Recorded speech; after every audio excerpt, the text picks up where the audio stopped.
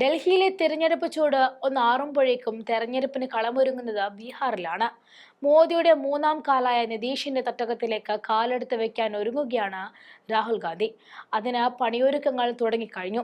അതിന്റെ ഭാഗമായി സ്വതന്ത്ര സമര സേനാനിയും ദളിത് ഐക്കണുമായിട്ടുള്ള ജഗ്ലാൽ ചൗധരിയുടെ ജന്മവാർഷിക ചടങ്ങിൽ പ്രസംഗിക്കുകയായിരുന്നു രാഹുൽ ഗാന്ധി. അതിനിടെ രാഹുൽ ഗാന്ധി ദളിതരുടെയും അടിച്ചമർത്തപ്പെട്ടവരുടെയും അവകാശങ്ങൾക്ക് ഉറപ്പു നൽകുന്ന ഭരണഘടനയ്ക്ക് BJPയും RSSും എതിരാണെന്ന് ആരോപിച്ചു. ഇതായിരുന്നു രാഹുൽ ഗാന്ധിയുടെ തുടക്കം. ദളിതരും ന്യൂനപക്ഷങ്ങളും ആനുപാതികമായി കൂടുതലുള്ള ഇവിടെ അവരെ ലക്ഷ്യമാക്കിയിറങ്ങിയാൽ ഒരുപക്ഷെ ഭരണം പിടിക്കാമെന്നോ മനസ്സിലുറപ്പിച്ച രാഹുൽ ഗാന്ധി അതിനുള്ള ഏറ്റവും വലിയ ആയുധങ്ങൾ പുറത്തെടുത്തു കഴിഞ്ഞു. ആ തെളിവാണ് ഇപ്പോൾ പുറത്തു വന്നിരിക്കുന്നത്. ആ വീഡിയോ ദൃശ്യങ്ങളിലേക്ക് പോകാം. कुछ दिन पहले मैंने अपने भाषण में कहा कि हम अंबेडकर जी की बात करते हैं, जगलाल चौधरी जी की बात करते हैं, मगर जो ये बोलते थे, जो ये करते थे, इनके जो आइडियाज थे वो कहां से आए थे?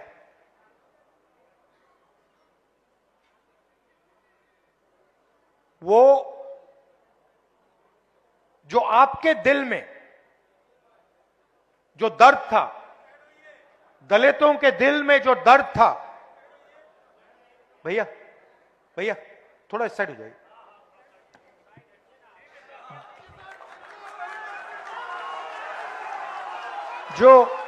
जो दलितों के दिल में जो दर्द था, जो दुख था,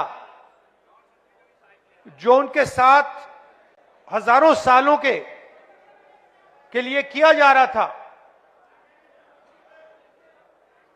वो आवाज अंबेडकर जी और जगलाल चौधरी जी के मुंह से निकलती थी। मतलब जो आपके दिल में था, जो आपके समाज के दिल में था, वो अंबेडकर जी और जगलाल चौधरी जी बोलते थे।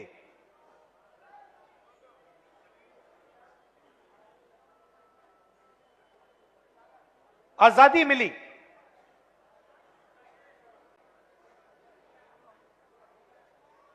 बहुत कुछ हुआ,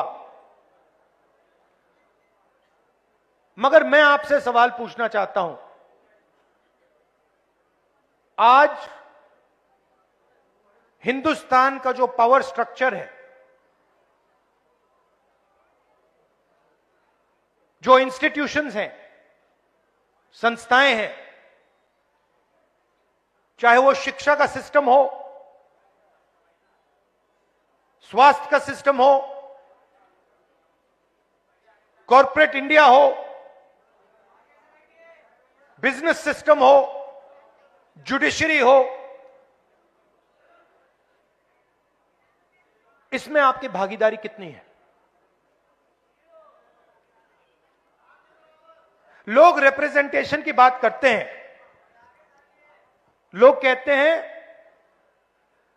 कि हां, दलितों को रिप्रेजेंटेशन मिला, और यह सही है, रिप्रेजेंटेशन मिला, मगर पार्टिसिपेशन के बिना, पावर स्ट्रक्चर में शामिल होने के बिना रिप्रेजेंटेशन का कोई मतलब ही नहीं। मैंने आपको यहां स्टेज में बैठा दिया, 5 लोगों को यहां स्टेज में बैठा दिया, और फिर निर्णय पीछे से लिए जा रहे हैं, तो आपको स्टेज पे बैठाने का कोई मतलब ही नहीं है।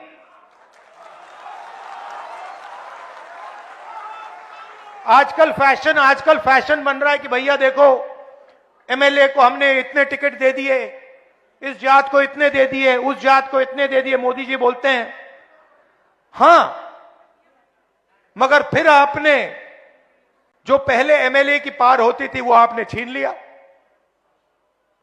लोकसभा में आपने MP बैठा रखे हैं, लोकसभा का MP एक निर्णय नहीं ले सकता। मंत्री आपने बना दिए, मगर ओएसडी आरएसएस का बैठेगा। तो कंट्रोल का सवाल है, पार्टिसिपेशन का सवाल है, भागीदारी का सवाल है। रिप्रेजेंटेशन की जगह है, मगर मेरा सवाल दूसरा है। मेरा सवाल यह है कि मैंने कहा कि ये हमारे मीडिया के मित्र हैं। उदाहरण देता हूं, मैंने कहा ये मीडिया के मित्र हैं।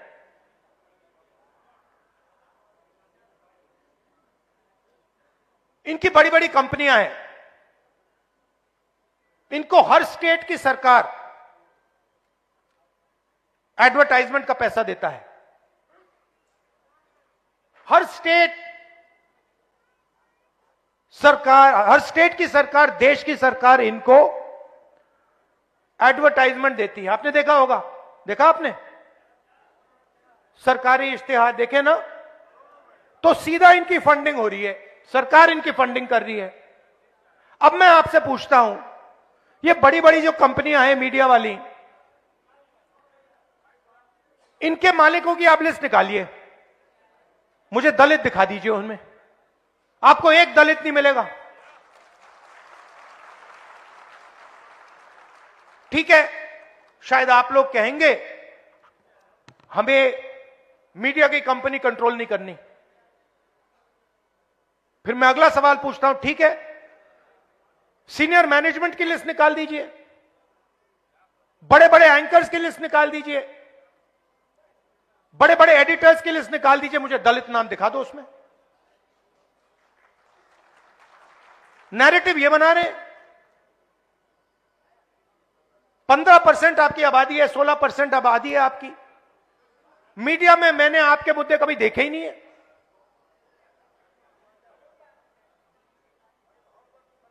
मैं हिंदुस्तान के एजुकेशन सिस्टम में पढ़ा हूं, दलितों के बारे में हिस्ट्री की किताब में मैंने 2-3 लाइन पढ़ी थी। क्या आपकी हिस्ट्री नहीं है क्या? 2 लाइन हिस्ट्री की किताब में, 2 लाइन थी, दलित और अनटचेबिलिटी। 2 लाइन से आपका दर्द मिट जाएगा क्या? मैं आपको एक कहानी बताता हूं, बहुत सुंदर कहानी बताता हूं आपको, आप हैरान हो जाओगे। आजकल स्टूडेंट्स जाते हैं, अमेरिका जाते हैं ना, पढ़ने जाते हैं। अमेरिका के बड़े बड़े कॉलेजेस हैं।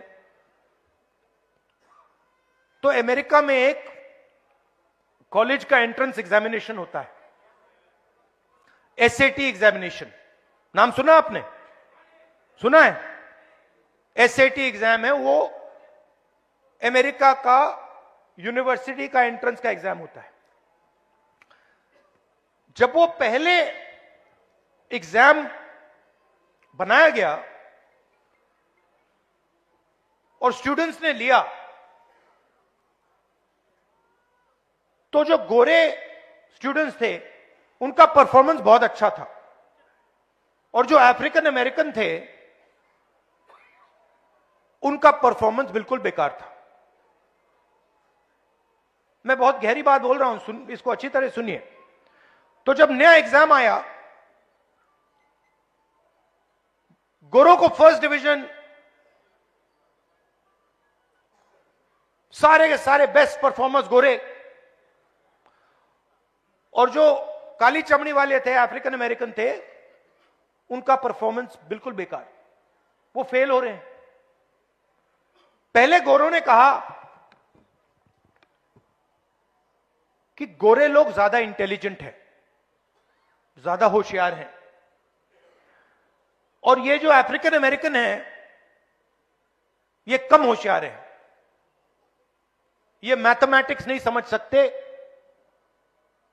क्योंकि इतने होशियार नहीं है। फिर एक प्रोफेसर ने चालाकी कर दी, उसने एक एक्सपेरिमेंट किया। वही एसएटी का एग्जाम, वही एसएटी का एग्जाम, उसके जो सवाल थे उसने अफ्रीकन अमेरिकन प्रोफेसर से बनवा दिए। मतलब एग्जाम के जो सवाल थे, जो एग्जाम का डिजाइन था, उसने गोरों से नहीं करवाया, उसने अफ्रीकन अमेरिकन से करवा दिया। और फिर उसने वही एग्जाम गोरों को और अफ्रीकन अमेरिकन को दे दिया। आपको मालूम है नतीजा क्या था? सारे के सारे गोरे फेल हो गए। अब मैं आपसे पूछना चाहता हूं, हम शिक्षा के सिस्टम की बात कर रहे हैं, उस शिक्षा के सिस्टम में आपकी कोई हिस्ट्री नहीं है, आपका कोई इतिहास नहीं है।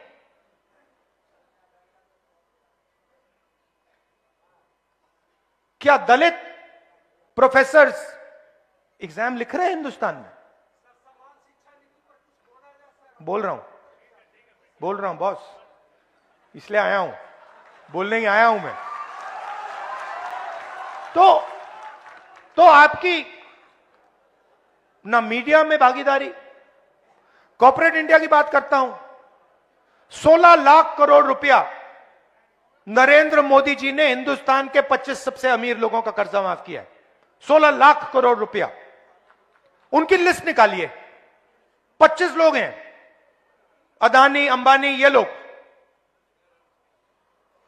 जीएसटी का 16 लाख करोड़ रुपया कर्जा माफ किया है। आपका पैसा है, दलितों का पैसा है, पिछड़ों का है, आदिवासियों का है। मगर अगर आप लिस्ट निकालेंगे, उसमें एक दलित नाम नहीं है, एक पिछड़ा नाम नहीं है, एक आदिवासी नाम नहीं है। कॉर्पोरेट इंडिया की लिस्ट निकालिए, 200 सबसे बड़ी कंपनियां, उनके मालिकों की लिस्ट निकालिए, मुझे दिखा दो, दलित नाम दिखा दो उस लिस्ट में, आपको एक नहीं मिलेगा। कॉर्पोरेट इंडिया की सीनियर मैनेजमेंट की लिस्ट निकालो, उसमें एक दलित, एक पिछड़े का नाम दिखा दो, एक आदिवासी का नाम दिखा दो, नहीं मिलेगा।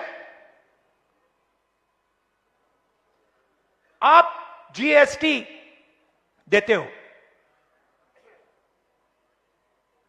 ये आप जो शर्ट पहने हैं, जितनी जीएसटी आपने इस शर्ट के लिए दी है, अगर अदानी इसी शर्ट को खरीदता उतनी ही जीएसटी वो देता। गलतफहमी में मत रहिए, अरबपति जीएसटी नहीं देते हैं, हिंदुस्तान के मजदूर, हिंदुस्तान के किसान, हिंदुस्तान के गरीब लोग जीएसटी देते हैं। आप पैसा देते हो, आपके जेब से जाता है, सीधा उनके जेब में जाता है। 200 बड़ी, सबसे बड़ी कंपनियों के मालिकों में एक ओबीसी नहीं है, एक दलित नहीं है, एक आदिवासी नहीं है। तो हो क्या रहा है? पूरा का पूरा पैसा आपके जेब से ट्रांसफर हो रहा है, दलितों के जेब से, आदिवासियों के, और आप सबसे गरीब हो। दलित, आदिवासी, पिछड़ों के जेब से ट्रांसफर हो रहा है और इनके जेब में जा रहा है। 90 लोग हिंदुस्तान का बजट डिसाइड करते हैं, आईएएस अफसर हैं। भागीदारी की बात होती है, मोदी जी कहते हैं ओबीसी वर्ग की बात करते रहते हैं। बजट का हर पैसा, हर रुपया 90 लोग बांटते हैं। मैंने इनकी लिस्ट निकाली, नाम देखे, नाम पढ़े, 90 में से 3 दलित हैं। आपकी आबादी 15%, 16%, और 90 में से 3 अफसर आपके।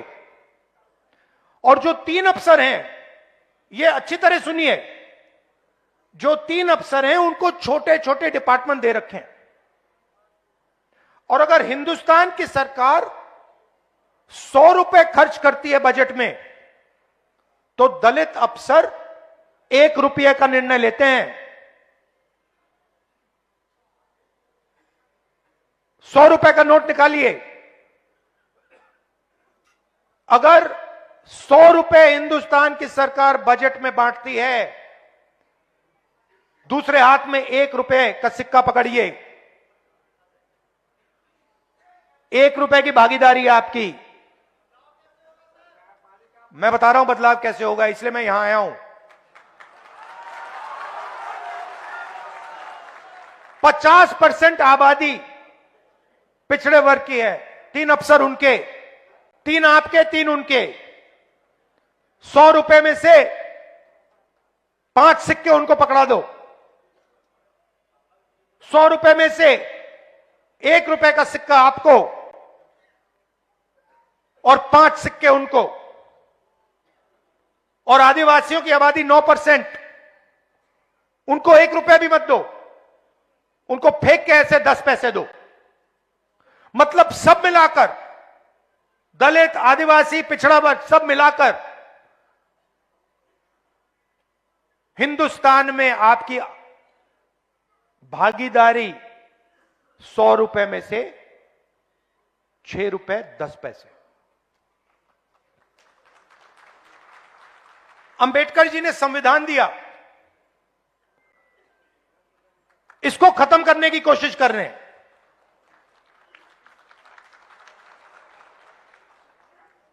जो आपको बजट में 6.5 रुपए, 6 रुपए 10 पैसे की भागीदारी, वो भी छीनने की कोशिश कर रहे हैं।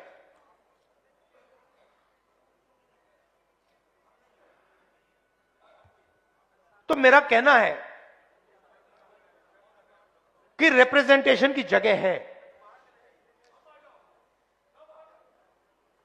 मगर रिप्रेजेंटेशन जितना ही जरूरी, पार्टिसिपेशन और भागीदारी। अब सवाल उठाया किसी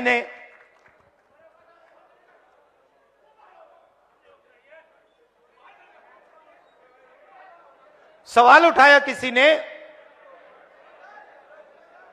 कि आगे क्या करना है, रास्ता क्या है। मैं बताता हूं आपको।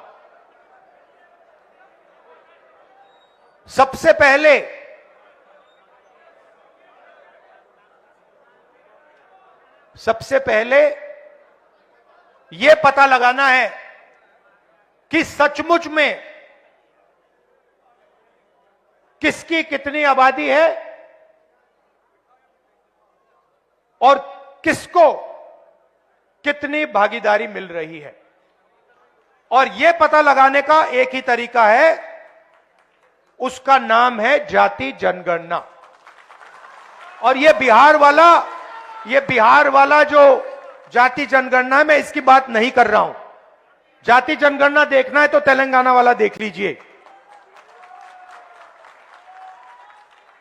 तो जाति जनगणना क्या है, मैं आपको समझाना चाहता हूं। जाति जनगणना सिर्फ सर्वे नहीं है, पहला कदम है।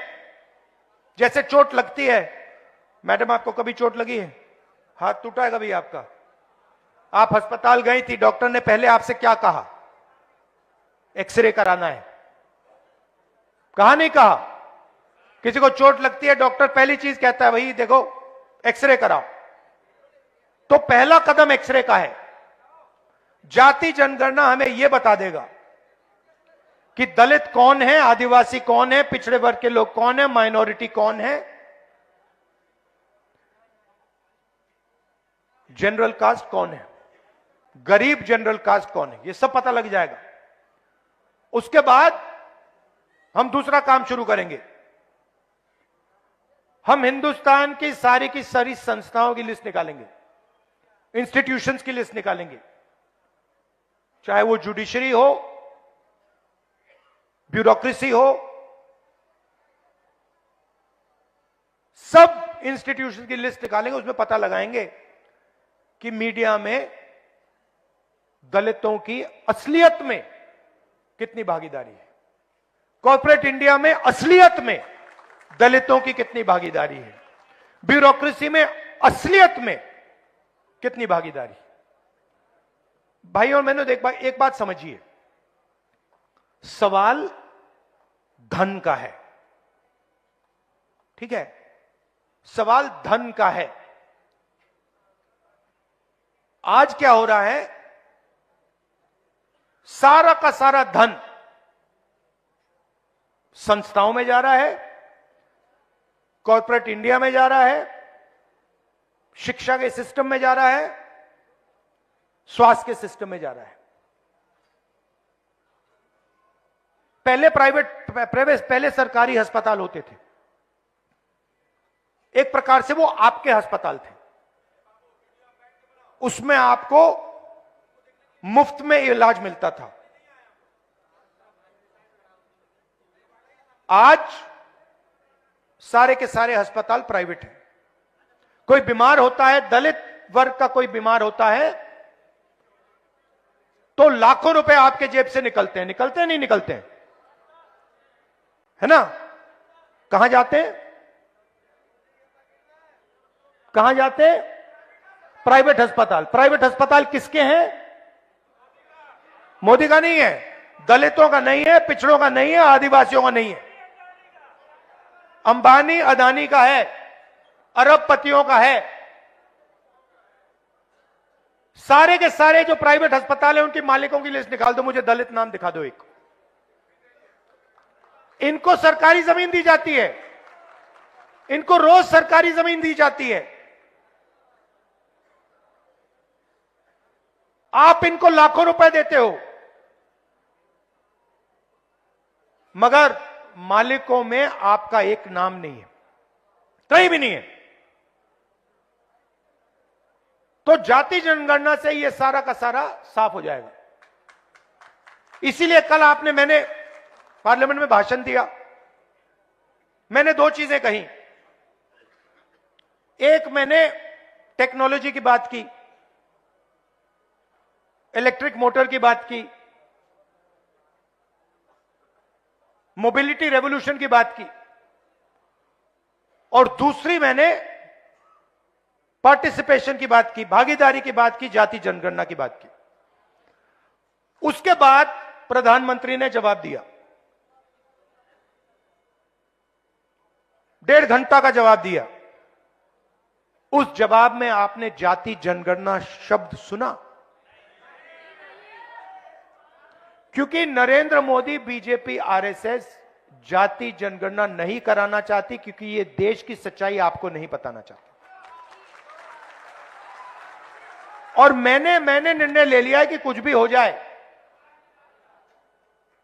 देश में दलितों को, पिछड़ों को, आदिवासियों को मैं उनकी सच्ची भागीदारी दिखाना चाहता हूं।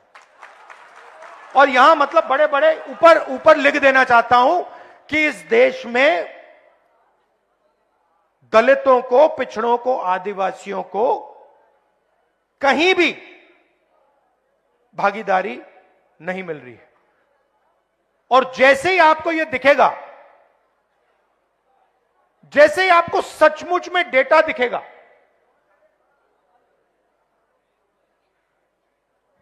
फिर हिंदुस्तान की असलियत, हिंदुस्तान का हर एक नागरिक, हर एक दलित, हर एक पिछड़े वर्ग, हर एक आदिवासी सब समझ जाएंगे।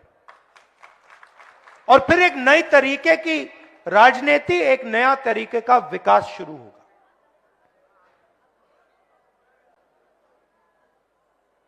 इसलिए मैं यहां आया। आप कह रहे थे, आपने मुझे बुलाया, आप कह रहे थे कि दिल्ली का चुनाव है। हां, दिल्ली का चुनाव है, उसकी जगह है, मगर यह भी फंक्शन बहुत जरूरी है। तो मैं वोट डालकर सीधा यहां आ गया। और मैं बिहार के दलितों को, पूरे देश के दलितों को कहना चाहता हूं, देखिए, ये जो संविधान है, ये हम सब कहते हैं और मानते हैं कि अंबेडकर जी की, गांधी जी की देन है। मगर इस संविधान के अंदर हजारों साल का आपका दर्द है। जो आपके साथ अपमान किया गया, जो आपको दबाया गया, जो आपको क्रश किया गया, वो सब इसके अंदर है। और यही आपको एक नया भविष्य दे सकता है, यही आपको बचा सकता है। और यही आपको देश में भागीदारी, सच्ची भागीदारी दे सकता है। इसीलिए बीजेपी और आरएसएस के लोग इसको खत्म करना चाहते हैं, क्योंकि वो जानते हैं कि जिस दिन तक यह संविधान है, उस दिन तक हिंदुस्तान के गरीब लोगों को, दलितों को, पिछड़ों को, आदिवासियों को नहीं दबाया जा सकता है। ये इसको सामने से नहीं मारते हैं। ये आप मत सोचिए कि इसको सामने से मारते हैं। सामने से इसके सामने ये मत्था टेकते हैं। सामने मोदी जी यूं करेंगे और फिर अपना काम चालू कर देंगे। अंबेडकर जी के सामने आरएसएस के आजकल सब नेता हाथ जोड़ते हैं, मगर हाथ जोड़ते वक्त जिस चीज के लिए अंबेडकर जी लड़े, जिस चीज के लिए अंबेडकर जी ने अपनी जिंदगी दी,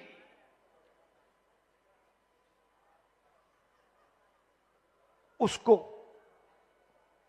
रद्द करते हैं, उस पर आक्रमण करते हैं, उसको खत्म करने की कोशिश करते हैं। दलितों की स्कॉलरशिप्स, बाबा साहब ने कहा था एजुकेट। आदिवासियों की, दलितों की स्कॉलरशिप्स को खत्म कर देते हैं, रोहित वेमुला को मार देते हैं और फिर अंबेडकर जी के सामने जाके हाथ जोड़ते हैं।